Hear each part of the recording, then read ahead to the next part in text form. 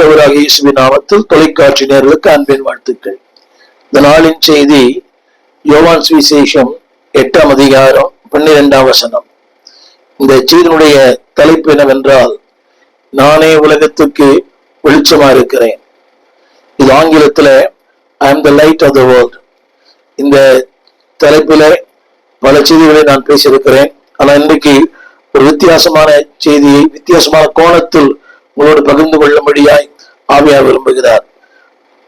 அதாவது வேதம் முழுவதுமாக அநேக வெளிச்சங்களை ஆண்டவர் சொல்லுகிறார். யோவான் சுவிசேஷம் 6ஆம் அதிகாரத்துல நானே ஜீவ அப்பம், and the bread of life. 7ஆம் அதிகாரம் நானே ஜீவ தண்ணீர். 8ஆம் அதிகாரம் நானே மெய்யான ஒளி. ஆங்கிலத்துல 6ஆம் அதிகாரத்துல I am the bread of life. 7ஆம் அதிகாரம் I am the water of life. 8ஆம் அதிகாரம் I am the light of life. Tamil வேதத்துல நானே வெளிச்சமா இருக்கிறேன், உலகத்திற்கு ஒளியா இருக்கிறேன். இதனாலே ஒரு 3 குறிப்புகளை உங்களோடு நான் சொல்லும்படி விரும்புகிறேன். முதலாவது குறிப்பு, இந்த வெளிச்சம் the source of the light. இந்த வெளிச்சம் எங்கிருந்து வந்தது? இரண்டாவதாக the course of light. திரையில் பாருங்கள், the course of light, அந்த வெளிச்சத்தினுடைய கால இடைவெளி. மூன்றாவது the force of the light, அந்த வெளிச்சத்தினுடைய வேகம். ஒருவேளை உங்களுக்கு புரியாவிட்டாலும் தொடர்ந்து கேட்க அன்பா கேட்கிறேன். முதலாவது குறிப்பு, the source of the divine light. இந்த வெளிச்சம் எங்கிருந்து ஆரம்பித்தது? யோவான் சுவிசேஷம் 1ஆம் அதிகாரம் 1 வசனம். அந்த வார்த்தை இப்படி சொல்லுகிறது, ஆதியிலே. இன்றைக்கு அநேக சொல்லுகிற வார்த்தை, கிறிஸ்து நேற்று உண்டானவர் இல்லை அன்பானவர்களே, 2000 ஆண்டுகளுக்கு முன்பாக இல்லை. கிறிஸ்து ஆதியிலே. அந்த வார்த்தை இப்படி சொல்லுகிறது, அவர் வார்த்தையா இருந்தார். விளக்க விரும்புகிறேன். இப்போது இந்த செய்தி நீங்கள் கேட்டுக்கொண்டிருக்கிறீர்கள். இந்த செய்தியை நான் ஒளிப்பு செய்யும் போது பகல் 12:20. ஆனால் அந்த 12:20க்கு முன்பாக இந்த செய்தி எனக்குள்ளே இருந்தது. எனக்குள்ளே இருந்த செய்தி 12:20க்கு பிறகு வார்த்தையாய் வெளிப்பட்டது. அப்படியானால் இந்த செய்தி எனக்குள்ள இருந்தது. நீங்க கேட்கிறீங்க, ஊடகத்துல தொலைக்காட்சியில கேட்கிறீங்க, பாக்குறீங்க. ஆனால் இந்த செய்தி நீங்கள் கேட்பதற்கு முன்பதாகவே, பார்ப்பதற்கு முன்பதாகவே அது எனக்குள் இருந்தது. அப்படியானால் தேவன் இருந்தார், வார்த்தையா இருந்தார். இத்தான் யோவான் வாசிக்கிறோம், அந்த வார்த்தை மாமிசமாயிற்று. எப்படி என் வார்த்தை இன்றைக்கு மாமிசமாகி, அதாவது ஒரு வடிவம் பெற்று கேட்கிறதும் பார்க்கிறதுமான ஒன்றுக்கு உங்களை உடன்படுத்தும், அதுபோல தேவன் ஆதியில இருந்தவர். அந்த வார்த்தை, அடுத்த வார்த்தை, அந்த வார்த்தையே தேவனாய் இருந்தது. சற்று புரிந்து கொள்ள கடினம். வார்த்தையே தேவன், தேவன் தான் வார்த்தை. ஏன் வேதத்தை படிக்க வேண்டும்? ஏனென்றால் வேதத்தை வாசிப்பது தேவனை வாசிப்பது. தேவன் வார்த்தையா இருக்கிறார். இதை மற்ற மதங்களுக்கும் கிறிஸ்துவ பெரிய வித்தியாசம். அவர் வார்த்தை கொண்டிருக்கிறார். இந்த திருமறையில ஒவ்வொரு பக்கத்திலும், ஒவ்வொரு எழுத்திலும், ஒவ்வொரு வார்த்தையிலும் தேவன் இருக்கிறார். இப்படி சொன்னாங்க புரியும். அந்த வார்த்தையிலே உயிர் இருக்கிறது. தேவன் உயிரோடு இருக்கிறார். இந்த வசனம் அடிக்கடி திருமறை சொல்லுகிறது, நான் மரித்தேன் ஆனாலும் சதா காலங்களும் உயிரோடு இருக்கிறேன். அப்படியானால் தேவன் உயிரோடு இருக்கிறார், அவருடைய வார்த்தையும் உயிரோடு இருக்கிறது. எனவேதான் இந்த வேதத்துக்கு இன்னொரு பெயர் ஜீவனுள்ள வார்த்தை. ஆங்கிலத்துல லிவிங் வேர்ட் என்று சொல்லுவார்கள். அப்படியானால் இந்த வார்த்தைக்குள்ளே ஜீவன் இருக்கிறது. இது ஒரு கதை புஸ்தகம் அல்ல, மந்திர புஸ்தகம் அல்ல, மதம் சார்ந்த புஸ்தகம் அல்ல. It's a living. அதுல ஜீவன் இருக்கிறது, உயிர் இருக்கிறது. எனவேதான் பாடுகள் வரும்போது, போராட்டங்கள் வரும்போது, பிரச்சனைகள் வரும்போது, கலக்கங்கள் வரும்போது, வேதத்தை வாசிக்கும் போது அந்த வார்த்தை நம்மோடு பேசுகிறது. அன்பானவர்களே, இந்த ஊடகத்துல ஏறக்குறைய ஒரு 7000 செய்திகளை ஒளிப்பை செய்திருக்கிறோம். ஆனாலும் எங்களுக்கும் பாடுகள் வருகிறது, போராட்டங்கள் வருகிறது, பிரச்சனைகள் வருகிறது, எதிர்மறையான சம்பவங்கள் வருகிறது. அப்படிப்பட்ட நேரங்களில் இந்த வார்த்தை என்னோடு பேசுகிறது. The reason it's a living word. எனவேதான் அந்த வார்த்தையை நான் சொல்ல விரும்புகிறேன். யோவான் சுவிசேஷம் 1ஆம் அதிகாரம் 1 வசனத்திலே அந்த வார்த்தை சொல்லுகிறது, உலகத்திலே வந்து எந்த மனுஷனையும் பிரகாசிப்பிக்கிற மெய்யான ஒளி. அப்படியானால் மெய்யான ஒளி ஒன்று இருக்குமானால் இந்த பூமியிலே பொய்யான ஒளி இருக்கலாம். நன்றாக கவனிக்க வேண்டும். There is a divine light. ஆங்கிலத்துல மெய்யான ஒளி, that is a living light. Not only a living light, it is a true light, மெய்யான ஒளி. அப்படின்னா இந்த பூமியில எத்தனையோ போலியான ஒளிகள் இருக்கிறது. திரைப்படங்களிலே, ஊடகத்துறையிலே, அல்லாவிட்டால் விளையாட்டுத்துறையிலே எத்தனையோ ஸ்டார்ஸ். ஆனால் அவையெல்லாம் மங்கி போகும். ஆண்டவர் சொன்னார், இந்த ஒளி மெய்யான ஒளி. அன்பான தேவ பிள்ளைகளே, உலகத்துல எத்தனையோ ஒளிகள், இன்னைக்கு எத்தனையோ மகான்கள் தோன்றினார்கள்.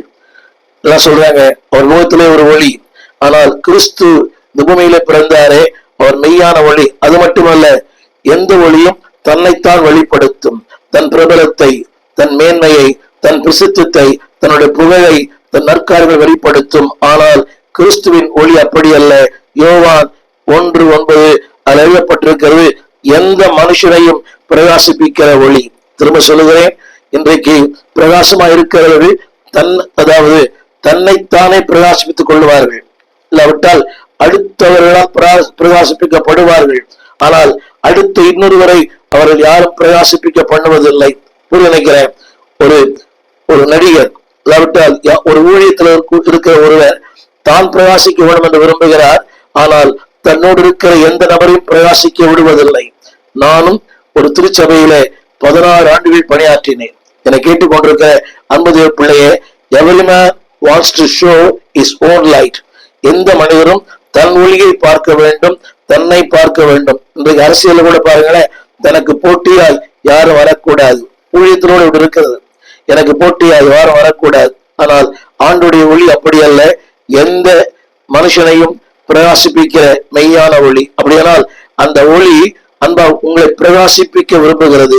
ஊழியத்துல, வாழ்க்கையில, தனிப்பட்ட ஜீவியத்துல, wherever you are, நீங்கள் எந்த துறை இருந்தாலும் அந்த துறையில உங்களை பிரகாசிப்பிக்க விரும்புகிறார். எனவேதான் ஆண்டவர் சொன்னார் அந்த வார்த்தையில, the light of life, இந்த கிறிஸ்துவின் ஒளியில ஜீவன் இருக்கிறது. எனவேதான் சொன்னார், நானே மெய்யான ஜீவ ஒளி. இன்றைக்கு ஆரம்பத்திலே சொன்னேன், there are some lights, நிறைய இருக்குது. இந்த மார்க்கத்துல கூட புதிய புதிய சாமியார்கள், புதிய புதிய நபர்கள் வருகிறார்கள். they shine for some time.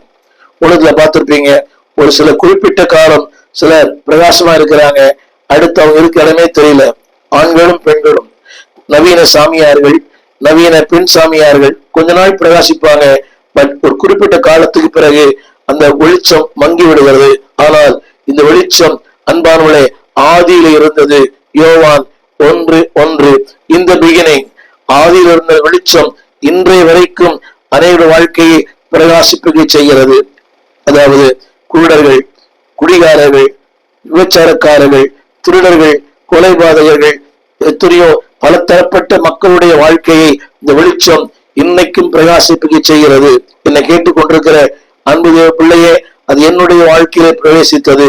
1970 ஆண்டு இந்த வெளிச்சத்துக்கு தூரமா இருந்தேன். வெளிச்சத்திற்கு எனக்கும் சம்பந்தமே இல்லை. சம்பந்தமில்லாத என் வாழ்க்கையிலே ஒரு நாள் 1970 ஆகஸ்ட் 30 இந்த வெளிச்சம் எனக்குள்ளே வந்தது. என் வாழ்வை மாற்றிற்று, என் எண்ணங்களை மாற்றிற்று, என் சுபாவங்களை மாற்றிற்று, என் ஆள் தத்துவத்தையே மாற்றிற்று. எத்தனை பேர் சொல்ல முடியும்?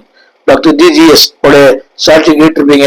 தற்கொலைக்கு போக முயன்ற ஒருவர் நீ வாழ்க்கையே வேண்டாம் என்று சொல்லி தன்னை மாய்த்துக் கொள்ள விரும்பின தேவனுடைய வாழ்க்கையிலே இந்த ஒளி ஒரு நாளை பிரவேசித்தது. பிரவேசித்தது மட்டுமல்ல, அவரையே இந்த இந்தியாவிற்கு, ஏன் உலகத்திற்கே ஒரு பிரகாசமான ஒரு மனிதனாய் மாற்றி அமைத்தது. நிறைய பேர், ஒரு டேவிட் லிவிங்ஸ்டன், அல்லாவிட்டால் ஒரு வில்லியம் கேரி, இப்படி சொல்லிக்கொண்டே போகலாம். யாருடைய வாழ்க்கையெல்லாம் இந்த வெளிச்சம் வந்ததோ அவர்களை பிரகாசிப்பிக்க பண்ணினது. அவர்கள் மூலமாய் கோடிக்கணக்கான மக்களை பிரகாசிப்பிக்க பண்ணுகிறது.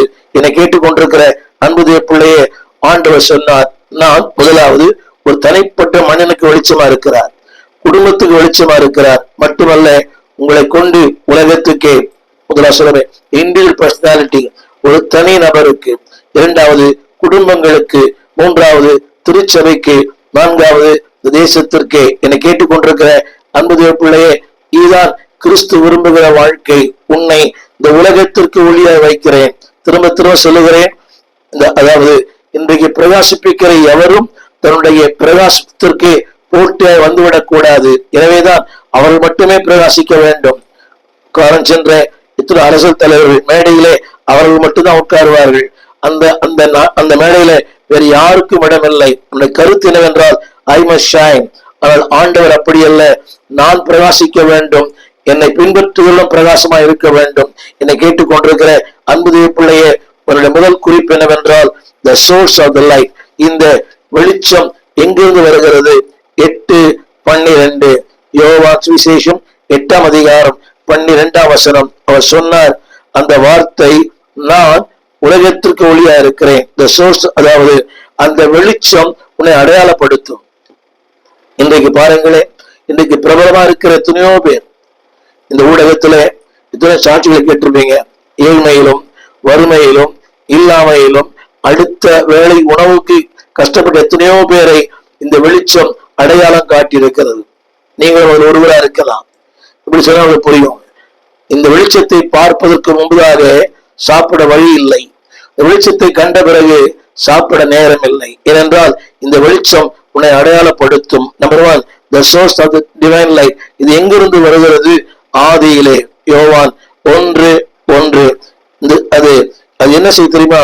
It identify your life. உடைய வாழ்க்கையை அடையாளப்படுத்துகிறது, முகவரிப்படுத்துகிறது.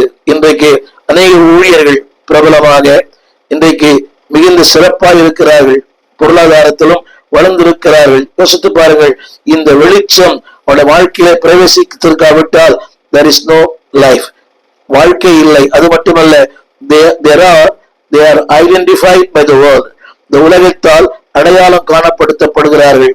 இன்னைக்கு பாருங்களே, இத்தனை பிரபலங்கள் இந்த ஊடகத்திலே, இந்த ஊழியங்களிலே there are some familiar celebrities. ஊழியத்திலும் சில பிரபலங்கள் இருக்கிறார்கள். ஆனால் அந்த பிரபலங்களை அடையாளப்படுத்தினதே இந்த வெளிச்சம்தான். இப்படி சொல்ல விரும்புகிறேன், the light will identify you. இந்த வெளிச்சம் எங்கிருந்தாலும், திரும்ப சொல்லுகிறேன், கிராமமா இருக்கலாம், ஒரு சின்ன பட்டணமா இருக்கலாம், ஒரு பின்தங்கிய ஒரு நிலையா இருக்கலாம், எங்கிருந்தாலும் the light will identify you. கடந்த வாரத்திலே நான் வெஸ்ட் ஆப்பிரிக்கா சொல்லுகிற கானா என் தேசத்திலே நான் ஒரு 10 நாட்கள் ஊழியம் செய்ய தேவன் ஒரு வழியை திறந்தார். 7 ஜனங்கள் அந்த போதகருடைய வீடுகளை பார்த்தேன். இடிந்து போன வீடு, களிமண்ணால வீடு. அப்படிப்பட்ட வீட்டிலே வாழ்ந்தவர்களை இன்றைக்கு ஆப்பிரிக்காவிலே கர்த்தர் உயர்ந்த இடத்துல வைத்திருக்கிறார். ஒரு சபைக்கு போயிருந்தேன். எனக்குரிய அந்த திருச்சபையில 10,000 பேர்.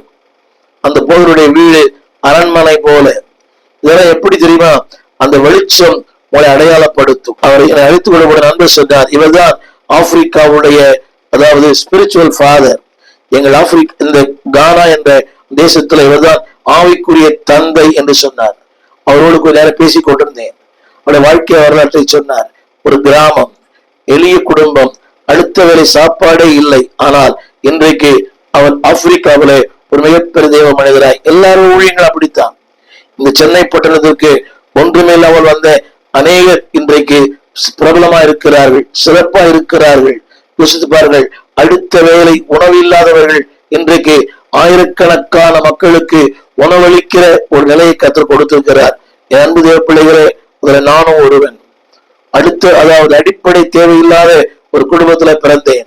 தேவ கிருபையினாலே, தேவ தயவினாலே 1983ஆம் ஆண்டிலிருந்து 2025 இந்த நாள் வரைக்கும் ஏறக்குறைய 2000 தாய் தகப்பன் இல்லாத பிள்ளைகளை தமிழகத்தின் பல்வேறு இடங்களிலே, சென்னை, தேனி, தஞ்சாவூர், திசையன்விளை, மதுரை, பட்டாபுரம், இப்படி பல இடங்களிலே இந்த ஊழியத்தை செய்ய தேவன் கிருபை தந்தார்.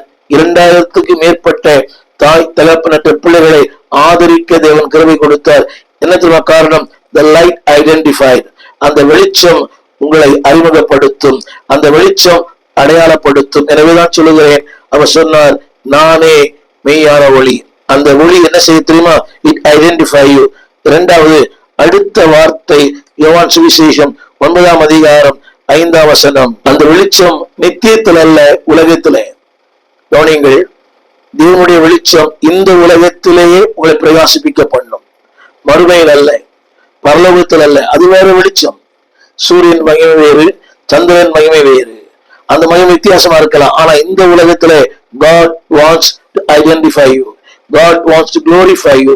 அந்த வெளிச்சத்தில் வரும்போது, அந்த வெளிச்சத்தில் நடக்கும் போது ஆண்டவர் சொன்னார், அந்த வெளிச்சத்தில் நடக்கிறவன் எவனோ, யோவான் 8:12 அந்த வார்த்தை சொல்கிறது, அவன் இருளில் நடவாமல் ஜீவ வெளிச்சத்தை அடைந்திருப்பான். யோவான் 8:12 இருளில் நடவாமல். No more darkness.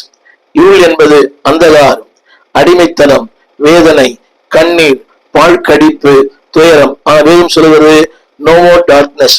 இந்த வெளிச்சத்தை பின்பற்றுவர்களுக்கு இருள் இல்லை, பாடுகள் இல்லை, உண்டு. ஆனால் அது மத்தியிலே ஒரு வெற்றி உண்டு. எனவேதான் திரையில் பாருங்கள், அதாவது அவன் இருளில் நடவாமல். அடுத்து இன்னொரு வார்த்தை வருகிறது, ஜீவ ஒளி அடைந்திருப்பான். கவனிங்க, நிறைய பேர் சொல்றாங்க ஜீவ சமாதி அடைந்தார். இல்லை, ஆனால் ஆண்டவர் இயேசு கொடுக்கிறார் ஜீவ சமாதி அல்ல, ஜீவ ஒளியாய் இந்த உலகத்திற்கு, உன் குடும்பத்திற்கு, உன்னுடைய சுற்றுப்புறத்தாருக்கு, உன் கிராமங்களுக்கு, உன் பட்டணங்களுக்கு, உன் அலுவலகத்துக்கு God wants to make a living light. Not only living light, a light of life. உங்களை உயிர் உள்ளவர்களாய், ஜீவன் உள்ளவர்களாய், அநேகருக்கு பிரகாசம் உள்ளவர்களாய், உங்கள் ஒளியிலே அதை நடக்கிறவர்களாய் கர்த்தர் மாற்றுவார். எனவேதான் சொல்லப்பட்டிருக்கிறது, அவர் ஒளியிடத்திற்கு ராஜாக்கள் நடந்து வருவார்கள். என்னை கேட்டுக்கொண்டிருக்கிற அன்பான தேவ பிள்ளையே, உன் ஒளியிடத்திற்கு ராஜாக்கள் வருவார்கள், அதிகாரிகள் வருவார்கள். இதுதான் பக்தன் பாடினார், ஏகமாய் வருவார்கள். ஏன் தெரியுமா? there is a life, not only a life, is a living life. அதுல ஜீவன் இருக்கிறது, அது உயிருள்ள ஒரு ஜீவன். எனவேதான் இந்த இரண்டாம் சொல்லுகிறே the source of life ஆதியில இருந்தது. அது என்ன செய்கிறது? உங்களையும் என்னையும் அடையாளப்படுத்துகிறது. 9:5 யோவான் 9:5 இந்த வார்த்தை சொல்கிறது. அது எங்கே அடையாளப்படுத்துகிறது? இந்த பூமியிலே உங்களை அடையாளப்படுத்துகிறது. இரண்டாவது குறிப்பு, the course of light. இந்த வெளிச்சம் எத்தனை காலம் இருக்கும்? இந்த உலகத்திலே பார்க்கிறோமே, ஒரு காலத்திலே பிரபலமா இருந்தவர்கள் இன்றைக்கு இடம் தெரியாமல் இருக்கிறார்கள். ஊழியங்கள்ல கூட ஒரு காலத்திலே பிரகாசமா இருந்தவர்கள், அவருடைய அப்பாயின்மெண்ட் வாங்குறது ரொம்ப கஷ்டம், அவரை பார்ப்பதே மிக கடினம். ஆனால் இன்றைக்கு பிரபலமா இருந்த எத்தனை ஊழியர்கள் இன்றைக்கு இருக்கணும் தெரியாம போயிட்டாங்க. ஆனா இந்த வெளிச்சம் இஸ் a permanent. நான் சொல்ல விரும்புகிறேன், இந்த வெளிச்சம் என்ன செய்யும்? 4 காரியம் செய்யும். நம்பர் 1, இந்த வெளிச்சம் அறிவை தரும், இந்த வெளிச்சம் ஐக்கியத்தை தரும், இந்த வெளிச்சம் பசுத்தத்தை தரும். வாசிக்கிறேன் கேளுங்கள். 2 கொரிந்தியர் 4:6 2 கொரிந்தியர் 4:6 இந்த வசனம் சொல்லுகிறது, இந்த வெளிச்சம் 2:4:6 இந்த வெளிச்சம், அதாவது அறிவாகிய ஒளியை உன் இருதயங்களிலே தோன்ற பண்ணும். ஒரு வசனத்தை வாசிக்கிறேன். 4:6 இருளில் இருந்து வெளிச்சத்தை பிரகாசிக்க சொன்ன தேவன் அவருடைய முகத்தில் உள்ள அந்த மகிமையின் அறிவாகிய ஒளியை உங்களுடைய இருதயங்களில் தோன்ற பண்ணுவார். விளக்கமாய் சொல்ல போனா, அதாவது இந்த வெளிச்சம், இந்த ஒளி, it gives knowledge. 2 காரியம் சொல்ல போகிறேன். not only give the knowledge, it lights, it gives the beam. தமிழில் அழகா போட்டிருக்குது அந்த வார்த்தை. அவருடைய மகிமையின் அறிவாகிய ஒளியை உங்களுடைய இதயத்திலே தோன்ற பண்ணும் பொருட்டாக. கவனிங்கள், இதயத்திலே தோன்ற பண்ணுகிற ஒன்றை உலகம் பார்க்கும். திரும்ப சொல்லுகிறேன், என் இதயத்திலே ஒரு நாள் வெளிச்சம் தோன்றிற்று, அது எனக்குள்ள வைத்துக் கொள்ள விரும்பவில்லை. அந்த வெளிச்சத்தை தான் உங்களோடு பேசுகிறேன். அப்படியானால் வெளிச்சத்தை பெற்ற ஒருவன் அந்த வெளிச்சத்துக்குள்ளே அவன் கலிகூற மாட்டான். வெளிச்சத்தை பெற்ற ஒருவன் அதுல மகிழ்ச்சி அடைய மாட்டான். அந்த வெளிச்சத்தை பெற்ற ஒருவன் அநேகருக்கு அந்த வார்த்தை சொல்லுகிறேன், அறிவாகிய ஒளியை தோன்ற பண்ணுவான். யோசித்து பாருங்களே, வந்த எத்தனை மிஷனரிமார்கள் மேல்நாடுகளிலே வசதி வாய்ப்பு, நல்ல ஆரோக்கியம், நல்ல சூழ்நிலை, அங்கெல்லாம் இந்த ஏர் பொல்யூஷன் கிடையாது, மாசு கட்டுப்பாடு கிடையாது, அங்கே செழிப்பு, நல்ல நல்ல இயற்கை சூழ்நிலை, அங்கெல்லாம் ஏர் நோ பொல்யூஷன். அப்படிப்பட்ட மேற்கத்திய நாடுகளை பிறந்து வளர்ந்த நல்ல ஆரோக்கியம், நல்ல மருத்துவம், நல்ல குடி தண்ணீர். அங்கெல்லாம் யாருமே பாட்டில் தண்ணி குடிக்கிறது இல்லை, டேப் தண்ணி தான் குடிக்கிறாங்க. ஐரோப்பிய நாடுகளிலும் இங்கிலாந்து தேசங்களிலும் எல்லாமே அங்க வருகிற அந்த குழாய் தண்ணி தான் குடிக்கிறாங்க. ஹெல்த்தி, ஆரோக்கியமா இருக்கிறாங்க. ஆனால் நான் சொல்லுற வசனம் என்னவென்றால், அன்பானவர்களே, அப்படிப்பட்டவர்கள் நம்ம தேசத்துல வந்து சிறுமைப்பட்டு வியாதிப்பட்டு, வில்லியம் கேரி அவர்கள் ஏறக்குறைய 13 முறை அம்மை நோயினால் பாதிக்கப்பட்டாராம். எனக்கு தெரிந்த ஒரு நண்பர் ஒரு காங்கோவிலே 37 ஆண்டுகள் பணியாற்றினார். ஏறக்குறைய அவர் சொன்னார், ஏறக்குறைய 23 முறை அவர் மலேரியா காய்ச்சலாலே பாதிக்கப்பட்டார். 17 முறை டைபாய்டு. அவர் மனைவி மரித்து போனார்கள். அவர் ஒரு தோட்டக்காய் நிபுணர். தோட்டக்கலைக்காகத்தான் அந்த காங்கோ தேசத்துக்கு போனார். அந்த வனாந்திரத்தை செழிப்பாக்குவதற்காக. இஸ் a gardener, architect, அதாவது லேண்ட்ஸ்கேப் சொல்லுவாங்க, அந்த வடிவமைக்கிறவர். அங்கே போய் அன்பானவர்களே வேலைக்காக போனார்.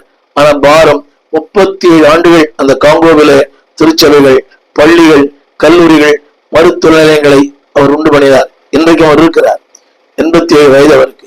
நிறைய பலவீனங்கள், ஆனாலும் இன்றைக்கு உயிரோடு இருக்கிறார். நான் சொல்ல வந்த வசனம் என்னவென்றால், உங்கள் இருதயங்களிலே அதை தோன்ற பண்ணுவார்.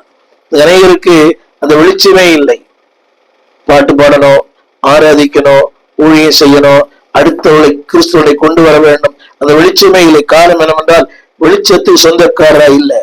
அந்த வெளிச்சத்துக்கு சொந்தக்காரங்க மாறினீங்கன்னா உங்கள் வெளிச்சம் அநேகருடைய இருதயங்களிலே தோன்ற பண்ணும் பொருட்டு will do something. அந்த வார்த்தை சொல்லுகிறேன், அதாவது அவர்கள் அந்த மகிமையின் அறிவாகிய ஒளி தோன்றும். ஒரு முதல் குறிப்பு, the light of knowledge.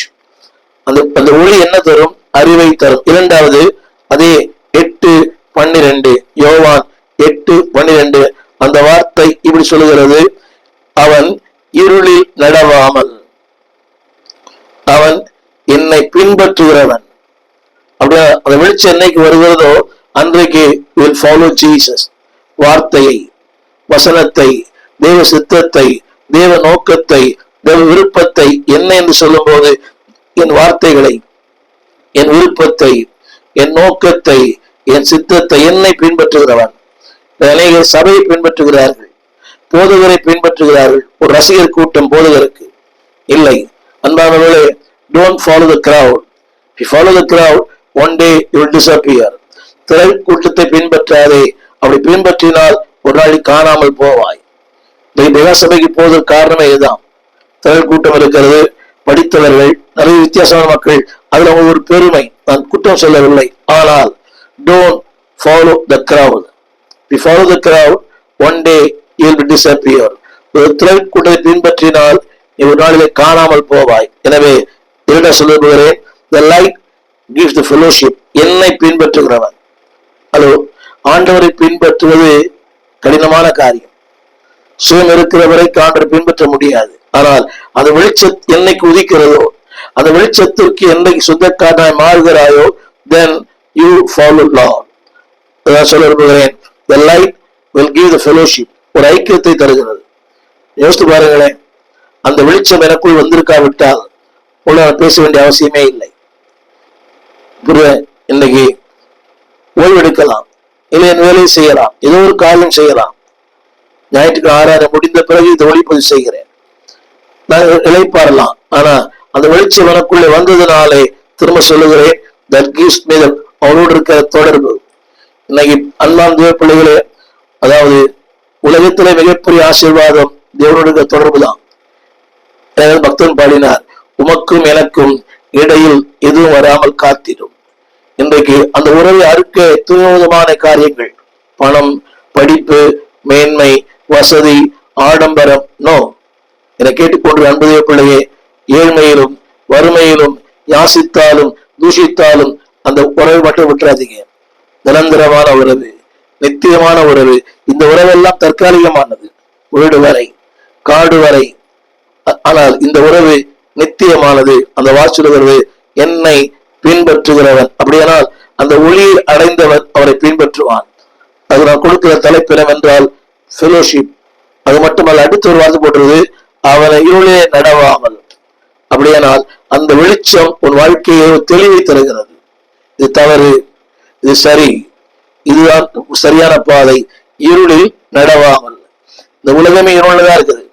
திரும்ப அப்படியே சொல்லுது, உலகம் பொல்லாங்குக்குள் இருக்கிறது. அப்படி இருள் இருக்கிற இந்த உலகத்துல இது தவறு என்கிற அந்த உணர்வை தருவதே அந்த வெளிச்சம்தான். ஒன்று சொல்ல விரும்புகிறேன், நீங்க யாரவன ஏமாத்தலாம், ஆனா மனசாட்சி ஏமாத்த முடியாது. சொல்லுவேன், நீங்க யாரோடும் போராடுங்க, ஆனா மனசாட்சியோடு போராடாதீங்க. யாரோடு பட்டிமன்றம் பேசுங்க, உங்க மனசாட்சியோடு பட்டிமன்றம் பேசாதீங்க. என்றால் அந்த மனசாட்சி உண்மை, இது சரியா தவறா. Don't debate with your conscious. உங்க மனசாட்சி தேவனுடைய ஆவி, உங்க மனசாட்சி கர்த்தர் தந்த தீபம். Don't argue with your conscious. உங்க மனசாட்சி தப்புன்னு சொன்னா ஒத்துக்குங்க, காரணங்களை அதற்குரிய சூழ்நிலை சொல்லாதீங்க. Don't argue, don't fight with your conscious. உங்க மனசாட்சியோடு போராடாதீங்க. வேதம் சொல்லுகிறது, கொஞ்ச நாள் போராடினீங்கன்னா அப்புறம் மனசாட்சி இல்லாம போயிடும். ஆண்டவரே சொல்லுகிறார், என் ஆவி என்னென்றைக்கு அவனோடு போராடுவதில்லை, அவன் மாம்சம் தானே. திரும்ப சொல்லுகிறேன், don't fight with your conscious. உங்க மனசாட்சியோடு சொல்லுது தப்பு, லீவ் இட். உங்க மனசாட்சியோடு சொல்லுது இதை செய்யுங்க. Don't argue. என்றால் மனசாட்சி என்பது கர்த்தர் தந்த தீபம். எனவே என்னுடைய இரண்டாவது குறிப்பு, light gives the relationship, fellowship. மூன்றாவது, the light gives the holiness. நீதிமொழிகள் புஸ்தகம் 4ஆம் அதிகாரம் 18ஆம் வசனம். அந்த வார்த்தை சொல்லுகிறது, நீதிமானுடைய பாதை நடுப்பகல் வரைக்கும் அதிகமாய் பிரகாசிக்கிற சூரிய பிரகாசம் போல இருக்கும். சற்று மாற்றி சொல்லுகிறேன், ஆக்டிவ் வாய்ஸ், பாசிவ் வாய்ஸ். அதாவது இந்த வெளிச்சம், இந்த ஒளி உன்னை நீதிமானாய் மாற்றும், உன் பாதையை நீதிமானாய் மாற்றும். திரையில் பாருங்கள், நீதிமானுடைய பாதை நடுப்பகல் வரைக்கும் பிரகாசிக்கிற அதிகமாய் பிரகாசிக்கிற சூரிய பிரகாசம் போல இருக்கும். சற்று மாற்றி சொல்ல விரும்புகிறேன், இந்த சூரிய பிரகாசம், இந்த வெளிச்சம் உங்களை இன்க்ரீஸ், அதிகமாய் பொருளாதாரத்தில, ஆவிக்குரிய வாழ்க்கையில, ஆரோக்கியத்துல இட் இன்க்ரீஸ் யுவர் லைஃப். எனவே தான் சொன்னேன், நாட் ஓன்லி இன்க்ரீஸ், உங்களுக்கு ஒரு புதிய அடையாளத்தை தருகிறது. அந்த அடையாளம் 4 நீதிமானுடைய பாதை. Hello, no man has born as a righteousness. இந்த பூமியில யாருமே பிறக்கும் நீதிமானா பிறக்கல, ஆனால் நீதிமானாய் மாற்றப்பட்டோம். 51ஆம் சங்கீதம், என் தாய் என்னை பாவத்திலே கர்ப்பம் தரித்தாள், நான் துர்க்குணத்திலே உருவானேன். அப்படியானால் துர்க்குணத்தில் உருவான எனக்கு ஒரு புதிய பெயர், ஒரு புதிய பட்டம், எனக்கு ஒரு புதிய அங்கீகாரம். என்ன தெரியுமா?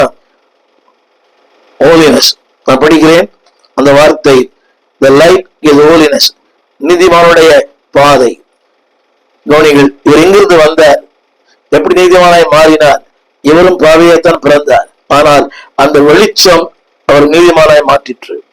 என்னை கேட்டுக்கொண்டு அன்புதேவ பிள்ளையே, இந்த வெளிச்சம் நீதிமானாய் மாற்றும்.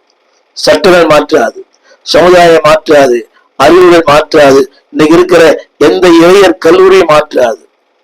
சோசியாலஜி இருக்கலாம், அது சைக்காலஜில இருக்கலாம், எந்த மன தத்துவங்கள் இருக்கலாம், எந்த பட்டிமன்றங்கள் இருக்கலாம். அதாவிட்டால் இந்த புஸ்தகங்கள் இட் நெவர் சேஞ்ச் யூ. ஆனால் இந்த வெளிச்சம் நீதிமானாய் மாற்றும்.